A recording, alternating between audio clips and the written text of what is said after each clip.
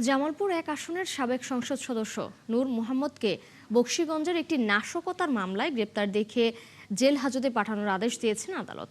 একই সঙ্গে তার জামিন আবেদনের শুনানির জন্য আগামী 14 জুলাই দিন ধার্য করা হয়েছে। রাষ্ট্রপক্ষের আইনজীবী আনিসুজ্জামান গামা জানান, বৃহস্পতিবার দুপুরে জামালপুর জুডিশিয়াল ম্যাজিস্ট্রেট প্রথম আদালতে নূর মোহাম্মদকে হাজির করা হয়।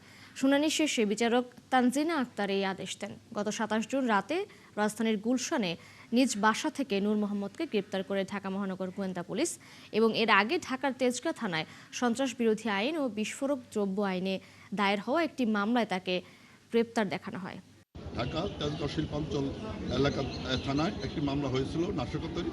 সেই মামলায় তাকে অ্যারেস্ট হওয়ার পরে আজকে জামালপুরের বকশীগঞ্জ থানার মামলায় তাকে গ্রেপ্তার দেখানো হয়েছে, শুনানি দেখানো হয়েছে।